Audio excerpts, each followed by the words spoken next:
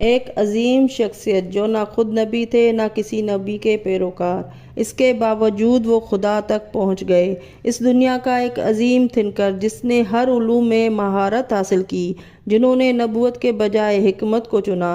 تاریخ کا یہ مشہور حکیم کون تھا؟ اس نے حکمت کو نبوت پر کیوں ترجیح دی؟ آج کی اس ویڈیو میں ہم حضرت حکیم لقمان کا ذکر کرتے ہیں۔ خداوند عالم نے خصوصی طور پر قرآن مجید میں ان کا ذکر فرمایا ہے۔ لقد آتینا لقمان الحکمت، ہم نے لقمان کو حکمت عطا کی۔ تاریخ میں 3 شخص ایسے ہیں جن کا ذکر خیر ان کے ناموں کے ساتھ قرآن مجید میں آیا ہے اور جو نبی نہیں تھے: حضرت لقمان، حضرت طالوت اور حضرت ذوالقرنین۔ ان میں سب سے بلند درجہ حضرت حکیم لقمان کو حاصل ہے، اسی لیے ایک مکمل سورہ حضرت لقمان کے بارے میں سورہ لقمان حضرت لقمان کے نام سے موجود ہے۔ اس سورہ کا دوسرا رکوع حضرت لقمان علیہ السلام کی نصیحتوں پر مشتمل ہے۔ آپ کی نصیحتیں اللہ تعالیٰ کو اتنی پسند آئیں کہ اللہ تعالیٰ نے انہیں قرآن مجید کی آیتوں میں اتار دیا۔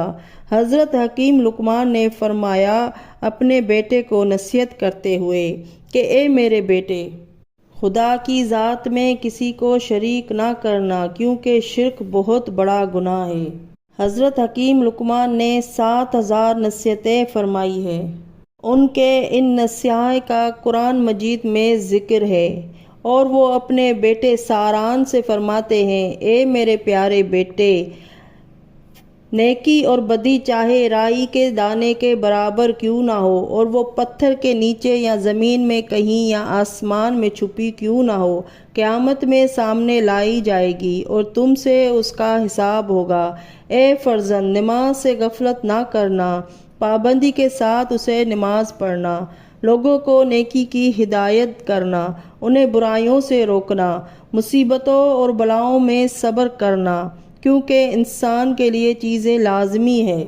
تکبر کبھی نہ کرنا اور لوگوں سے اپنا رخ تکبر کی وجہ سے نہ پھیرنا، زمین پر اکڑ کر نہ چلنا، جس سے گفتگو کرنا، لہجے میں نرمی اختیار کرنا، کیونکہ بدترین آواز گدھے کی ہے۔ اے فرزند، اچھوں کی قربت حاصل کرنا، بروں سے دور رہنا، صبر کی عادت ڈالنا، اخلاق بلند رکھنا، جھوٹ کبھی نہ بولنا ورنہ ذلیل ہوگے۔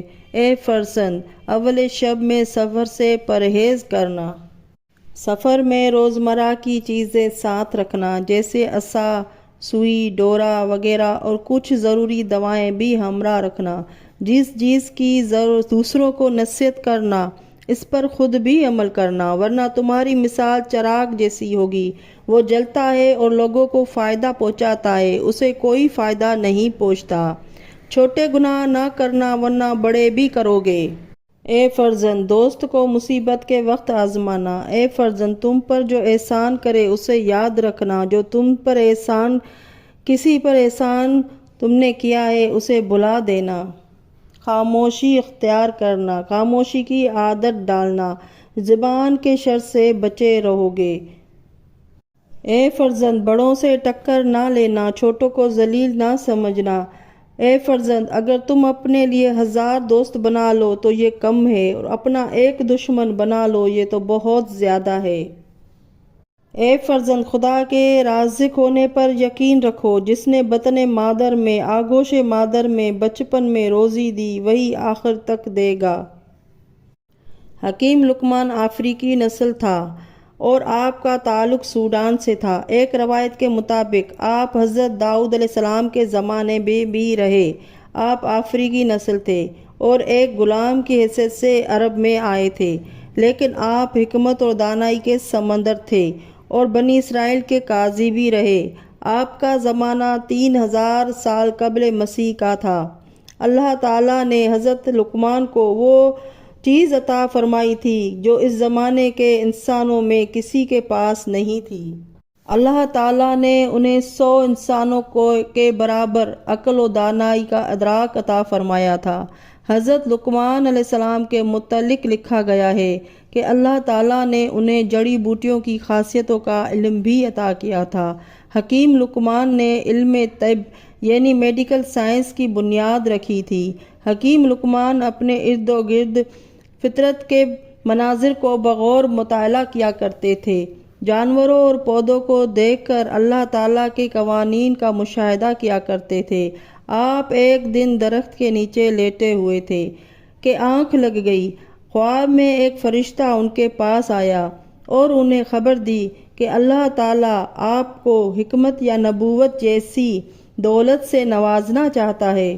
تو آپ علیہ السلام نے حکمت کو پسند کرتے ہوئے فرمایا کہ میں حکمت ہی میرے لیے صحیح ہے۔ حضرت لقمان نے حکمت کو ہی چنا۔ جب وہ بیدار ہوئے تو انہوں نے اپنے ذہن میں تیزی اور وسعت محسوس کی۔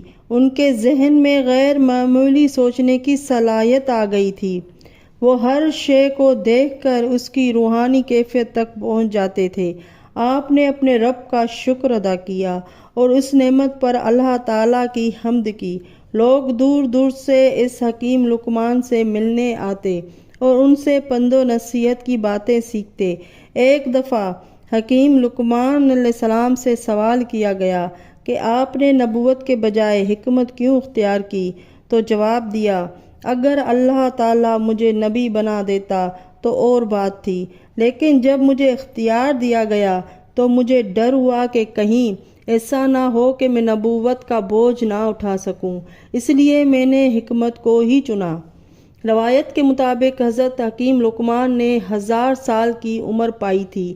آپ نے دنیا کے بہت سارے علاقوں کا سفر کیا تھا اور 4000 پیغمبروں کی خدمت میں حاضری دی تھی، اور پیغمبروں کے مقدس کلاموں میں سے لوگوں کی نصیحتیں کیا کرتے تھے، یعنی ان مقدس صحیفوں میں سے 8 باتوں کو ان نے یاد کر لیا تھا، اور ان 8 باتوں کی بنیاد سے وہ دنیا کو نصیحتیں کیا کرتے تھے اور لوگوں سے فرماتے تھے، جب تم نماز پڑھو تو اپنے دل کی حفاظت کرو، جب تم کھانا کھاؤ تو تم اپنے حلق کی حفاظت کرو، جب تم کسی غیر کے مکان میں رہو تو اپنی آنکھوں کی حفاظت کرو، جب تم لوگوں کی مجلس میں رہو تو اپنی زبان کی حفاظت کرو، اللہ تعالیٰ کو ہمیشہ یاد رکھو، اپنی موت کو ہمیشہ یاد رکھا کرو، اپنے احسانوں کو بھلا دو اور دوسرے کے ظلم کو فراموش کر دو۔ اللہم صلی علی محمد و آل محمد۔